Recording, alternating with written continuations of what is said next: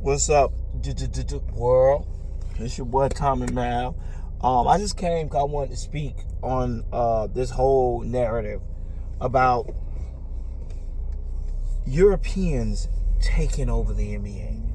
I've seen this in several videos. This narrative that the Europeans are taking over the NBA. Okay, let's first start out with the first the blatant criticism I have with this narrative is it's a lie. It's not true. If you tally the top 50 NBA players in the league, maybe 4 of them, you would say who? Sabonis, Jokic, Luka, and Giannis. If you want to call Joel Embiid European, I guess you can say because he comes from Cameroon, but he grew up in America. So, I mean, so but it's not taken over. They've always had those players. Before them, you had your Dirks, you had your Hakeem Olajuwons, you had your guys of that ilk, your Mutombos. I mean, you always had European players that are good or that were ranked among some. I mean, like I said, Hakeem Olajuwon was possibly the second best player in the league for years. Dirk Nowitzki was a top 5 player for a period of time. This is not new. Okay, so the difference in the situation is that the media is trying to push that the top players in the game are all European players, which is complete and utter bullshit, right? If any of these guys, names unseen, name unknown, and you put them into a gym, I guarantee you, none of these guys would draft any of those guys in the top 20 picks. If they had 20 picks to start their teams, nobody would start. Maybe, I'm not talking about Giannis. Giannis, obviously. But Giannis, to me, is like Hakeem Olajuwon. Yeah, you're going to have 1 or 2 that are just good players, right? They're good players. They're athletic. They got all the tools it takes to be great basketball players. Giannis is not the most skilled, but he's definitely skilled enough, and he's not the best shooter, but he can shoot well enough to be effective. Giannis is just a hardworking, good, athletically gifted. I wouldn't say uber athletic, but he's athletically gifted, and he does everything really well. He does a lot of things really well, and exceptionally. And the things that he doesn't do, he does serviceable that people have to respect it. So Giannis, I love Giannis. Jokic, not a big fan. Luka was a big fan. Then it seemed like he started being hell-bent on trying to prove that he's the best player at the expense of his teammates, and I'm never gonna jump aboard that. Right? I just don't like it. So I kind of fell off the Luka bandwagon. Joel Embiid, I'm a fan of, but I'm also not a fan of this man missing half of the season half the time. So, but other than that, Sabonis, I love Sabonis. I love everything about Sabonis. He's tough. He can shoot. He can shoot the mid-range. He can take you on the box. Nobody talks. That's what really blows me away. Sabonis, literally, is possibly, I would say, like literal big men. I would say Sabonis, and I don't even know if Sabonis was even raised. He might have been raised in America, so he might be American born. So I don't even know if he is a European player. I'm just saying, if I had to pick somebody because his dad was. But Sabonis, I could make the argument Sabonis is, as far as big man, he's better than Jokic. I would definitely make the argument that he's better than Jokic. Not a better passer, but he passes really well. If Jokic gets you deep, then yeah, you're done. Jokic is going to win that 9 out of 10 times. But if you get Jokic on the shoulder, you get Jokic at the 3-point, he's very manageable. He's not somebody that you really have to beat when his back is not to you. As long as you can get up in him and make it so that he can't dribble, before he can put the ball down, or you make him pick the ball up. Once you make him pick the ball up, he's extremely ineffective. So if you can cut him off, you know what I mean, and double team him, it's fairly easy to get the ball out of his hand, and he has to rely very often on his teammates making shots for him to be effective. Sabonis, on the other hand, Sabonis gets in there. He does the dirty work. He plays defense. He can guard you on the perimeter, and he can guard you in the post. He can shoot with either hand. I mean, Sabonis is one of my favorite players. Period. You know what I mean? And I love what he's doing for Sacramento. But, and I don't even, like I said before, I don't even know if Sabonis is a international player, because he might have been born in America. But regardless, Sabonis is a beast, right? But Sabonis, in comparison to Anthony Davis, or to that, Sabonis is not on that. He's not Anthony Davis. You know what I mean? He's just not that he's not that athletically gifted. He's not as skilled as Anthony Davis, but he's very skilled.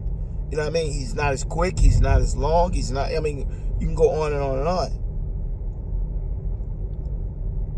Sabonis is great, but he's not. I wouldn't put him over Jaylen Brown. I wouldn't put him over Jason Tatum. I wouldn't put him over Anthony Edwards. I wouldn't put him over John Morant. It's like It's like they get confused and they forget how many great NBA American-born players there are, because they're so focused on the 2 or 3 European players. Oh, Giannis. Yeah, Giannis is good, but Giannis is not a top. A lot of people won't put Giannis in the top 3. They'll probably go KD, LeBron, Kawhi, then Giannis. And some people might put Giannis over Kawhi, but I don't put Giannis over Kawhi, because Giannis is way more limited than Kawhi is. So to me, I feel like offensively and defensively, Giannis is limited on the perimeter, which makes him a liability. He's not the best rim protector. He's a good rim protector, but he's not great. So even at what he's supposed to do, he's marginal at. Like he gets a lot. People get a lot of points in the paint on him.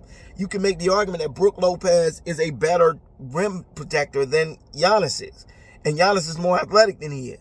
But you can also chalk that up to the fact that Giannis has to play offense, so he's tired, so he's obviously not going to be able to focus so hard on defense when he also has to play offense, and he generally starts breaks. And so I understand all that. I'm not trying to say that Giannis is not a good defensive player. I will put him like in KD's level. But KD's offensive arsenal is so versatile and such a once in a lifetime thing that it props KD up to, I would say, the number 1 player right now. The reason why I put LeBron at number 2 is LeBron's mental acuity, LeBron's ability to dissect the game, the experience he has, the different coverages he's seen, the different defenses and schemes he's been through and understands. You cannot match that. No matter how, still mixed with his athletic ability, his versatile game at his age, it just makes him, to me, the second best player in the league right now. The third best is Kawhi. When Kawhi is playing, he is one of the most pivotal people, valuable people in the NBA. This man said, throw me anywhere. Put me anywhere. I don't give a shit where y'all put me. Toronto. Okay, put me on Toronto. Championship.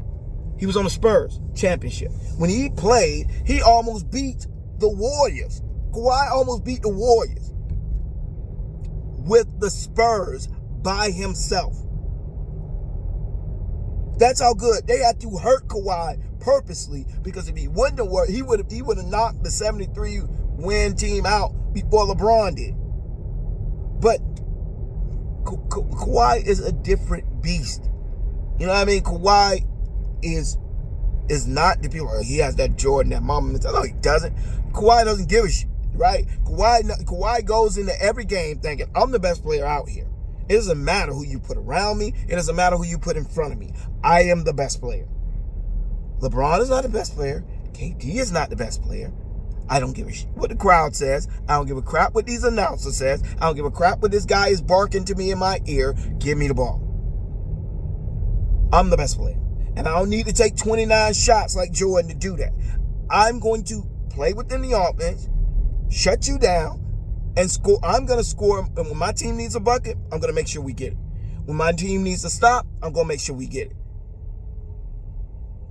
Kawhi is different. He's not like Jordan. He's not like Kobe. He's Kawhi. Kawhi has his own type of killer mentality where he just doesn't care. When you see other people, Jordan, you can tell his came from insecurity. His came from I'm going to show people that I'm better than other people because I have to prove it. Kobe say, I'm going to show people I'm as good as Michael Jordan. Kawhi, Kawhi is, give me the ball. I don't care about Jordan. I don't care about Kobe. I don't care about LeBron. I don't care about who y'all compare me to. I'm going to win this game tonight.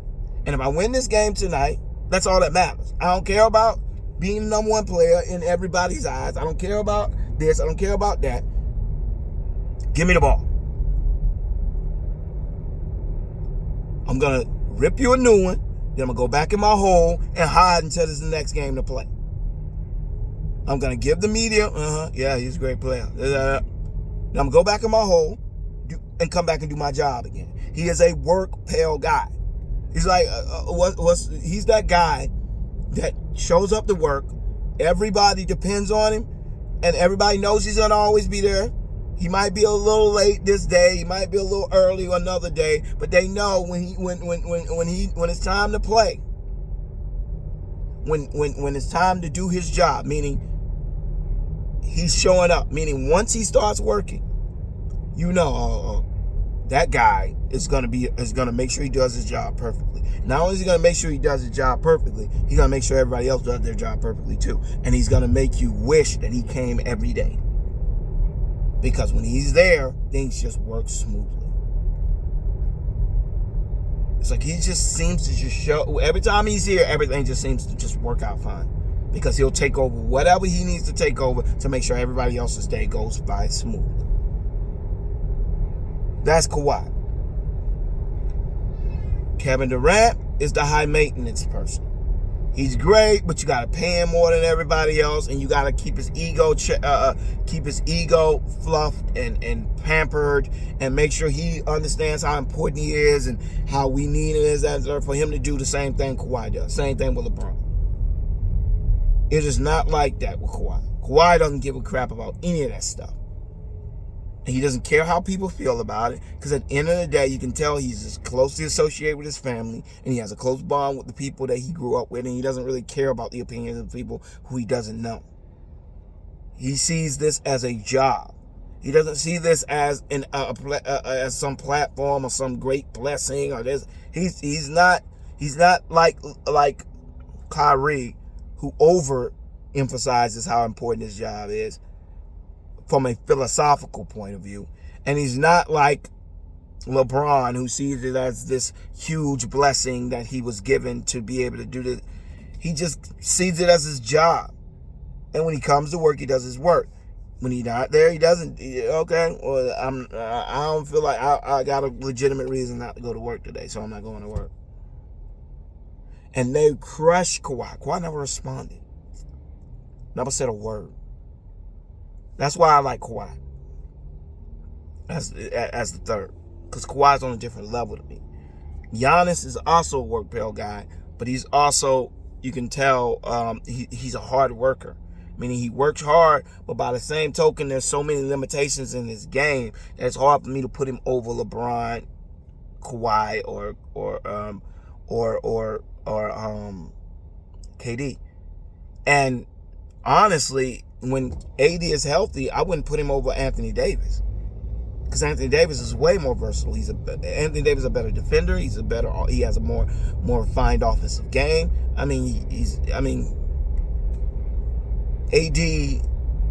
Giannis is more athletic than AD, but it doesn't matter because AD's athletic enough.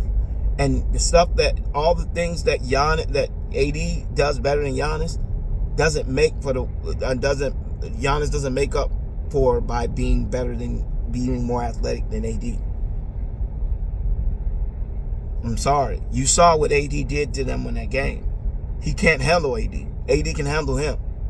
So AD's a better defender. He's a better perimeter defender. He's a better rim protector. He's a better on the ball defender. I mean, he's just a better defender.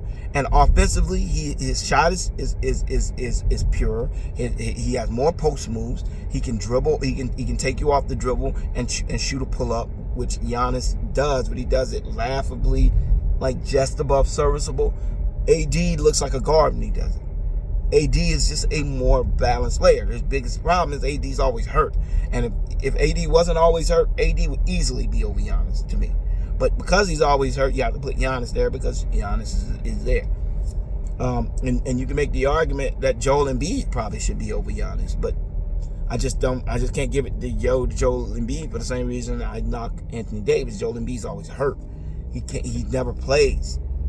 So it's like you'll sit there, he'll play 2 games and sit out a game, then come back for 2 more games, sit out again, and sit out again, and sit out again. It's like, my gosh, dude, you realize that there are people who play games consistently and don't miss them.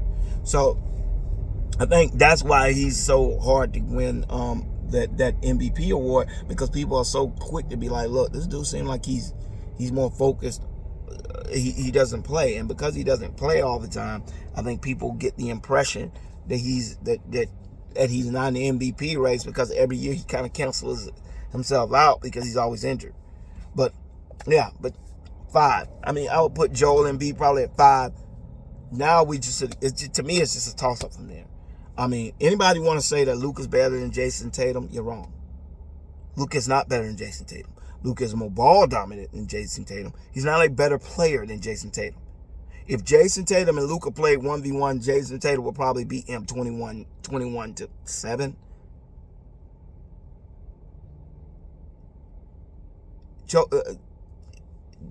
Tatum is a better, Luka is a better passer than Jason Tatum. He has a higher basketball IQ than Jason Tatum. But as a player, those are the only 2 things he does better. Defensively, he's laughably bad. I mean, that alone that guy is terrible defensively. He has slow feet, so he's a terrible on ball defender. He's big, but he's weak. So if you put him in a post, he gets abused there. He doesn't play pass lanes like a James Harden or Steph Curry, guys who know that they're bad on ball defenders, so they try to make up for it by kind of staying in pass lane. He doesn't do that well because he's not that quick. So you sit there and you watch it, it's like he's just lacking defensively, to where he is such a crazy liability when he's on the court that it's hard to put that guy in my top 10, because he's so bad defensively. Offensively, his 3 comes and goes. He's streaky, but he also can have games where he can't buy a shot, right? His mid-range, same thing.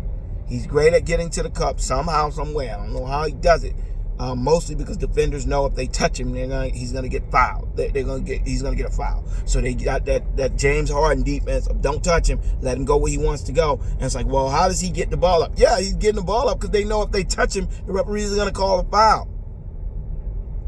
And yet he still argues all the time about being fouled, even though he shoots more foul shots than 99% of the NBA. But he does this all the time.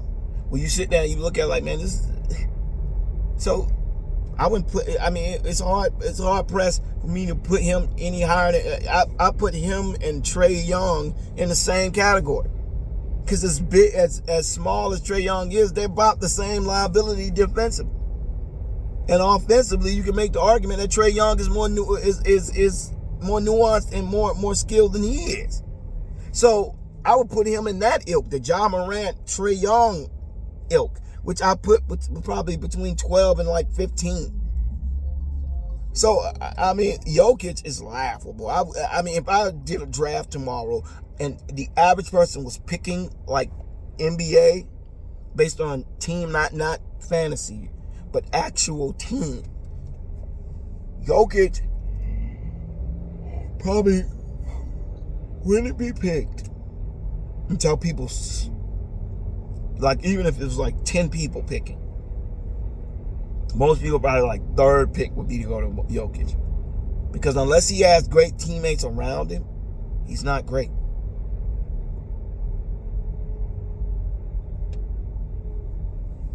He just does certain things marginally. He's good. He's not great. That's why people keep saying, well, he did this with a... That's not undervaluing, okay? Yes, you give someone credit for playing with a bad team. It's like, well, he got the 6th seed last year, and he played, and Jamal Murray and MPJ were hurt. He got the 6th seed when half of the conference was hurt the majority of the year. Kawhi Leonard and them were hurt, and PG-13 were hurt. LeBron, Anthony Davis were hurt. I mean, they were hurt half the year. Clay didn't even start playing until the middle of the season. Luka was hurt half the season. He's like, let's put it in context. He was able to get the 6th seed. Well, one, he got the 6th seed. What did he do with it? So everybody takes that LeBron argument and then they dilute it. LeBron gets credit for taking terrible teams to the finals. He doesn't get credit. There's been plenty of players who have been able to take bad teams to the playoffs. That's generally the basic requirement of a great player. You should at least by yourself be. I mean, how many years did Dame do that? Take terrible teams to the playoffs. Get the 5th and 6th seed. He had his teams in the 3rd, 4th seed. That didn't win him no MVP. Why does that win Jokic won? I mean, that doesn't even make any sense. So this whole Europeans are taking over. Europeans are not taking over. This is just, once again, people playing for the home team. Plain and simple. Guys who look like them want to prop up what they do because the same reason why people will prop up a player that comes from their hometown. Oh, he comes from the same city as I do. So everybody else looks at him and he's not that good. But to that person who grew up in the same streets he did and came from the exact place he came from, they're going to look at it and be like, no, he's good. And they're going to root for him. And they're going to root for him because they have a commonality. They have something they share. They come from the same place.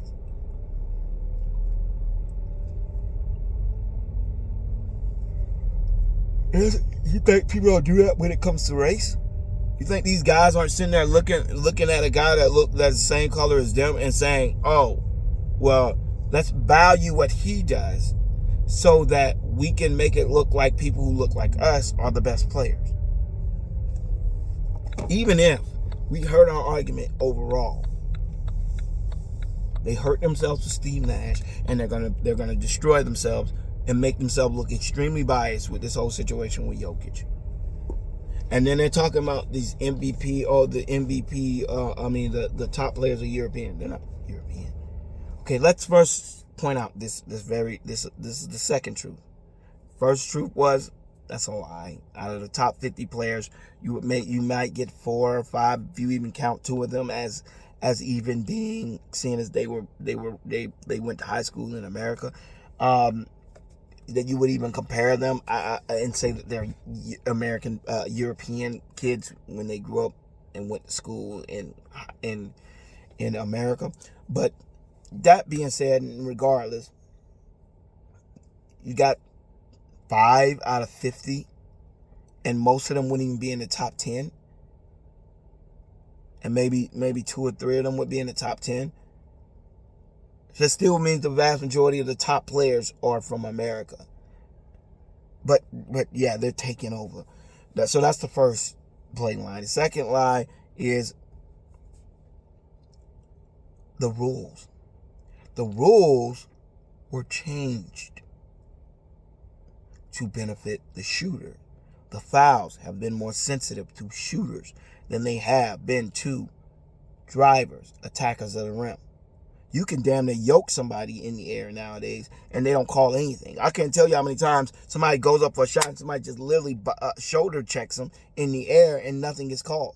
But if a person goes to shoot and I shoulder check them the same way, it's a foul. I don't understand how me pump faking and you bumping into me is a foul, but me going up and you bumping into me is not. These are both shooting fouls. If this is a shooting foul, why is this not a shooting foul? So if I'm attacking the rim, I don't get the same protection as when I shoot. And it doesn't make any sense. It's because, as I said before, they're playing for the home team. The owners are playing for the home team. Larry Bird said it and he got dragged for saying it, but it's the truth. He said the NBA is looking for the next Larry Bird. They're looking for a white guy who can dominate. And no matter how popular they are among young people, 18 to 24, because a lot of people love to compare the NFL to the NBA ratings. The NFL blows the NBA ratings out. Not true. Truthfully, they don't see ratings the way you see ratings. Okay? First and foremost, the NFL, all their teams play at the same time. 1 o'clock, 4:30, 8 o'clock, Sunday, all day. They're taking the ratings of people watching not one game, but several games. And they count it all as one viewing block. Very misleading. So there you got 21 million views throughout 10 to 12 hours of coverage. Impressive. The NBA plays from 7:30 to around 12. That's depending on the night. For some nights it's about 8 to 12. And that's being conservative, because most of the time it's probably done around 11:30. Right? So anywhere between 3.5 to 4 hours where they're playing every single day. Now, if you combine the views of the NBA on Monday, Tuesday, Wednesday, Thursday, Friday, Saturday, and Sunday, they're getting somewhere between 2.75 and 3.25 million views a day. Now, they'll have a day where they'll drop to like 1.75 or 1.4, but throughout the week, they're averaging around 2 million to 3 million a day. If you combine that, you're looking at anywhere between 19 to 20 million views a week. In comparison to the NFL, who plays once a week for 16 weeks. Once a week. I'm sorry, for 17 weeks. Once a week. And even though everybody's not watching individual games, they're watching, it's just everybody watching. So it might be 1 million people watching the Green Bay Packers, 3 million people watching the Cowboys, 500,000 watching the Lions, 200,000 watching the freaking suckiest team in the league. But they just combine it all together. The NBA, on the other hand, they'll have a 7:30 game, a slate of games, which are not all the teams in the league. It's 1 or 2 teams. And then you go later on and you got the 10:30 and it's another 2 or 3 games. Then the next day, another 2 or 3 games. But it's not all the teams playing at once. And then you watch people, because of course, if the Lakers played every day, the viewership would be up. If Kevin Durant, LeBron James, and their best stars only played once a week, and they all played at the same time, and you wouldn't see them again until next Sunday, I guarantee you their views will be as high as the NFL, if not higher. But because it's speckled out over a week, and these people are playing within hours, yeah, the ratings look like the NFL's ratings are a lot better. But the NBA ratings are not bad. They're really good compared. Look at like baseball and hockey.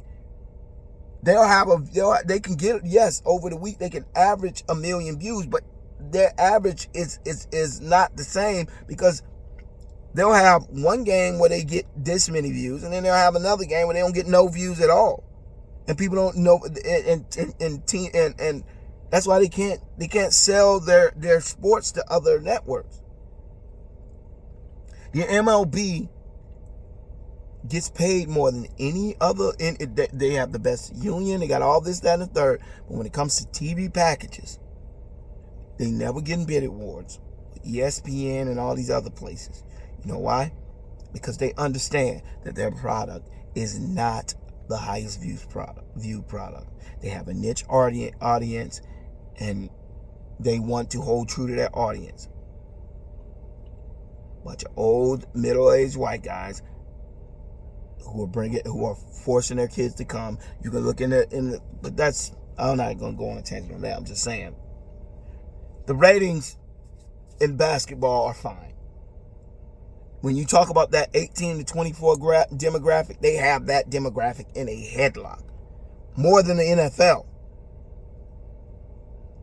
The NBA has the prime demographic. That's why their players are more marketable. That's why their players are more well known, because they are connected to the young people, and that's what people care about. Nobody gives a crap what some 40-year-old middle-aged guy who is set in his ways and buys what he buys and is highly unimpressionable is thinking about anything.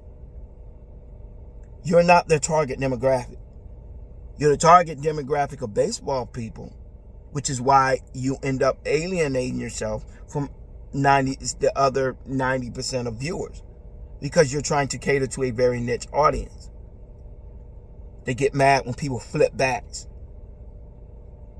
Those people they want to watch an inning that lasts 30 minutes, and they say that's natural. That's baseball. That's the beauty of the game. That you can sit there and watch somebody hit no balls for 20 to 30 minutes, and you just sitting there.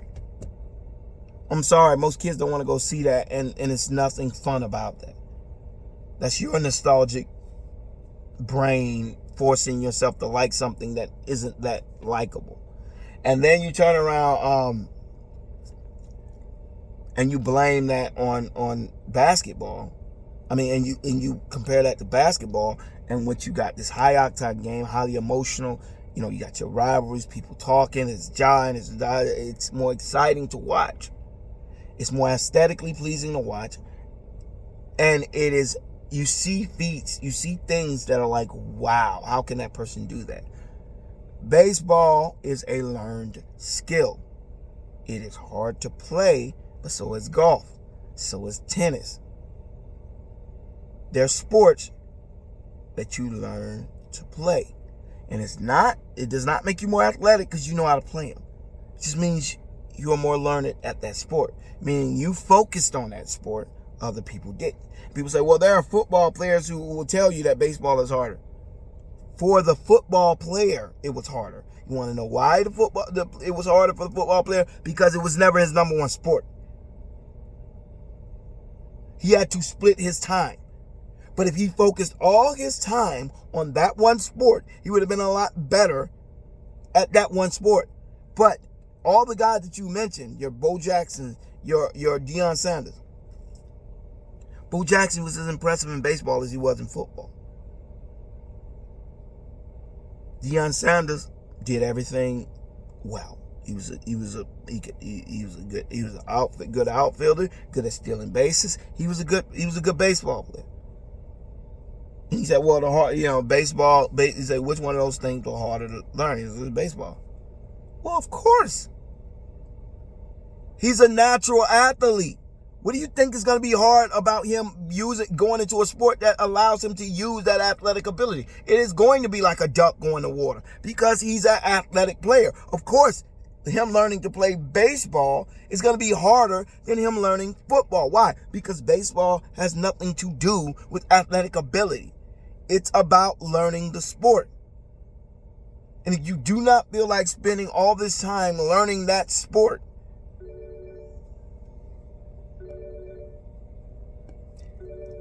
and you don't want to spend your time learning that sport, you are not going to be good as someone who does want to spend their time learning that sport. That does not make you the most. Nothing drives me more crazy when I hear people say that. Baseball, the most athletic sport is baseball. Are you out of your freaking mind? We're just gonna go to a baseball combine, and we're gonna go to a football combine. I want you to tell me who the best athletes are. Hell, we can go to a baseball combine and a soccer combine. And you tell me which one of these are the better athletes. The one with the frumpy, weird-looking guys, or the one with the uber-thin, super athletic, high endurance, high stamina, high speed, high quickness, elite. Yes, football, basketball, these guys are on elite levels. But soccer, they're pretty elite too. Baseball, you're not getting the most elite athletes. Generally, the fattest players, especially when you go to these other games, these games with even the younger, more like AAA leagues and AA leagues. These guys aren't the pinnacle of athleticism. Most of these guys are not athletic at all. Most of them are slow. Most of them are out of shape. Most of them can't. I mean, it's not that that's not that they shouldn't be proud of the fact that they know how to play baseball. That is something that you tipped your hat to, but that is a learned skill. It is not an athletic skill.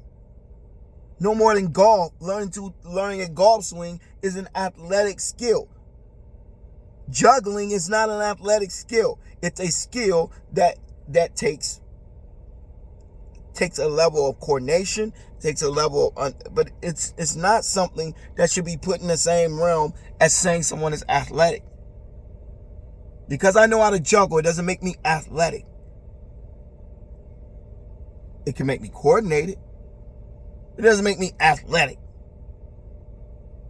People who know how to dance, they can dance, but they're not athletic. So what I'm trying to say is, I cannot stand that. Like, don't compare baseball to basketball and football, because it's just laughable. You're gonna get laughed at. And no matter how often you try to push your ideas on people are not gonna, that's your sport, do your sport, I'll do mine. But regardless, as I try to wrap this video up, because I went way off a little bit on that one, but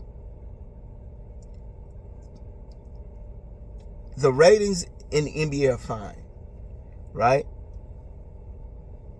So why in the world are they doing all these changes? And why are they working so hard to try to get all these European players in? They're not. The Europeans are just the closest alternative they have. They want the white guys to be there. At least some white guy to be there. And the closest thing they have is guys like Jokic and Luka Doncic. So they're going to keep pushing the narrative that the best player in a predominantly black sport is a white guy. Luka Doncic is Spanish, I think, and or something like that, half Spanish or something like. I think he's like part Spanish or something. But regardless, Luka Doncic looks white. Jokic look white. So what did they do? And try to push that the best player in a predominantly black sport is a white guy. And then they're going to try to do the same thing they do with the quarterback position. Oh, it's things you can't understand that the layman person can't see that Jokic does well. Yes, but the things that I see he doesn't do well. He doesn't do well as this one. He's a losing game because and I said this before, and I said this to my wife. I said, man, I could not imagine what it's like not being black, right? When you're sitting there and you're talking, and these guys, because I see it in every sport, boxing, racing, most things. When you sit there as a black person and you see, that all these guys cheering for this black guy to lose, whether it be Roy Jones Jr., Floyd Mayweather, Muhammad Ali, John Jones. The crowd is always against the black fighter. They want to see him lose bad. And then he comes out, he just annihilates the dude. If you're a Spanish person and you see all these fights where they're rooting for the Spanish guy and this guy's coming out in sombreros, and the black fighter just beats the dog shit out of him, right? And you're like, oh, like they'll start to mess with you after a while, especially with the white guys, because this shit's happened forever. You know, you got guys like Devin Haney who will say, I'll never let a white guy beat me, and then you got him go into a fight and he just massacres these guys, and you sitting there like, man, like it would start to play with your psyche a little bit. You know what I mean? It's like these guys are so cocky, these guys are so this, they're so that, but we cannot stop them from talking because they're stating nothing but facts. They're kicking our ass, and no matter what the sport is, no matter what it does, when you're talking about manliness and machismo, these guys are killing it, and we can't really compete. So then we have to start. How do we start to do it? We have to tell you to stop looking at your lying eyes. And I can empathize with that. You know, I can empathize with a person, man, like this, like I gotta find a way. Because the guy told me that his son said to him one time he wished he was black. And the guy said, why? He's like, because they seem to be good at everything. And it wasn't the first time I heard something like that, because that's just not true. There's a white guy who would run circles around a black guy when it comes to sports, when it comes to 90% of things. There's plenty of white guys that are far more athletic than a lot of black guys. Plenty of black guys that are not as athletic as some white guys. It's just when you're talking about the top echelon and the most elite at that thing, most of the time you're gonna find a black guy there. And that's not just when it comes to sports. I mean, just most things.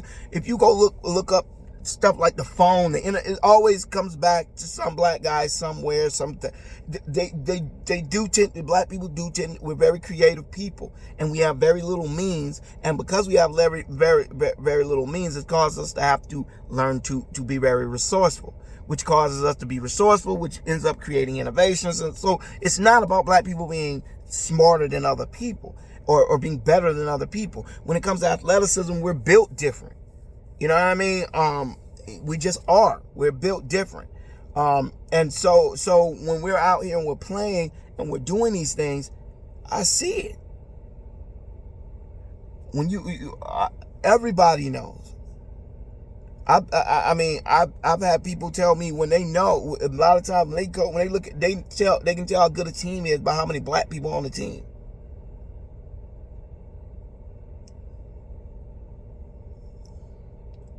And that is and that to me comes off of just, there's a natural thing there. And so these people, when you grow up and that's your psyche, that not only do we have to ignore the fact that it seems like these people are just better athletically than we can't compete on that level with them athletically. We created the sport that they're dominating us in. We didn't allow them to play in the sport that they're dominating us in. So every time we look back at our greats, it's kind of with a huge asterisk next to it. So the stuff that we used to, even the old golden days, our Babe Ruths and guys of that nature, where we used to be able to look back and say with pride that we're the best of the best at this, that, and the third, because we barred them from getting into this stuff. It's like, this ain't good. This is not good.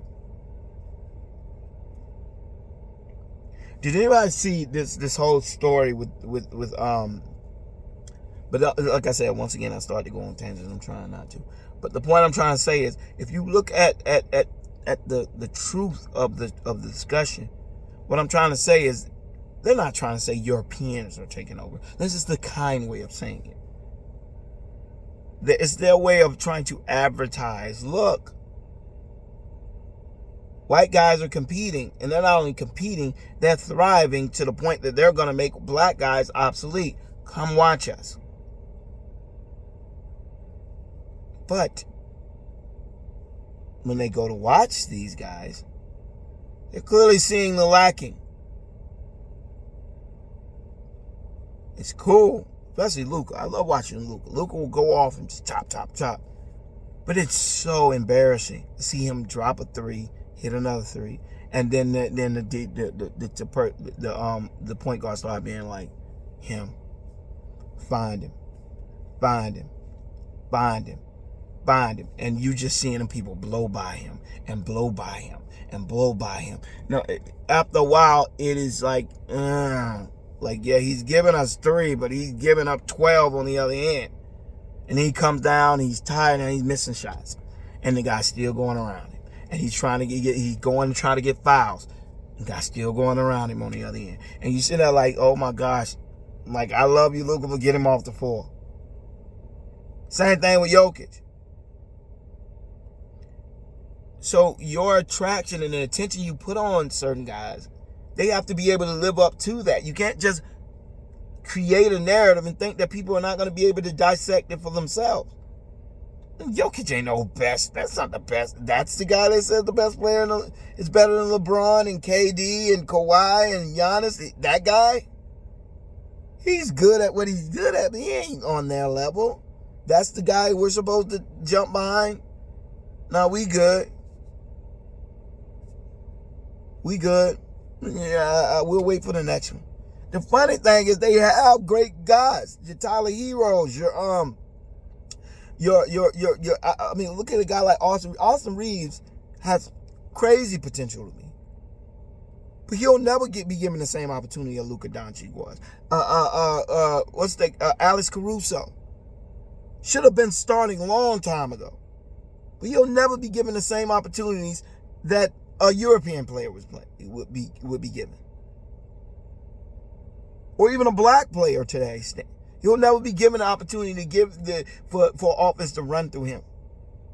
Or let him just run the offense as a point guard to his like. No. He will always have to fit within a system. Find a way to contribute without being given the keys to the car. And that's like I said, Tyler Hero is, yes, he's laughably bad on defense. So Tyler Hero kind of excludes himself because he's so bad defensively. But they have great white players that I think could be better players if they were given more opportunities. But by the time they get to their 3rd, 4th, 5th season, they've only been role players so long that they just fall into those roles. But they'll give a guy like a Luka, which if you put them like side by side, Austin Reeves and Luka kind of have the same skill set. Only difference in this situation is Luka gonna get way more reins to make mistakes than Austin Reeves ever will. He will get way more playing time. He will get way more opportunities. Same thing with Alex Caruso. So I say that to say, there's a lot of white guys that can compete. There's a lot of white guys that can play every bit as good as a black player. But they will never be given those opportunities. Because they think that their way of overtaking the black athlete is to be more skilled. It's not. Your way of overtaking the black athlete is to be more athletic. You need to stop working so much on your jump shot and start working more on your vertical leap. Start working on your short shuttle, your 40-yard dash. Because I'm telling you, when you walk around, you want to grow up. You see why these kids in the ghetto are so much faster? It's because all they do is race each other all day, every day. Everything is a competition. Every time they pick up a basketball, they're competing, they're banging, they're running up and down, they're free shot. They're not. The second thing is they're sporadic. When they play, they don't play in a system. They play learning how to play without being helped. When you go out to a basketball court in the hood, you either suck or you're good. If you suck, you're going to wish you never picked that basketball up because they're going to shame you off the court. So what do? You don't want to get shamed and you do want to play basketball. So you're going to go home and you're going to work on your game. You're going to play. You're not going to work on your game by shooting 1,000 shots. You're going to do that, but you're not going to just do that. You're gonna go and you're gonna realize I gotta get some creativity to my game. I gotta get a niche in this game that allows me to be able to compete. That's why you'll see 12 black players and none of them play the same. They all play different. But if you see the white players, it's like they're cookie cutters of themselves. They all play the same. They're all shooters who can't play defense because it's all about spontaneity and creativity and understanding that your game has to have its own niche that separates you from the next guy. Because you can shoot, so can this guy, so can that guy, so can that guy, so can that guy. Why? What makes you special? So why in the world would I treat you like you're different when I know you're easily replaceable?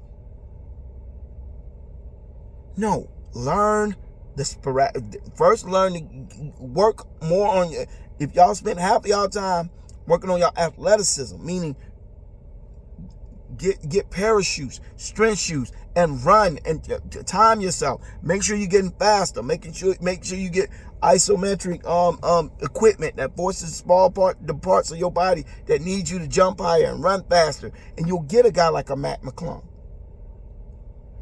Right?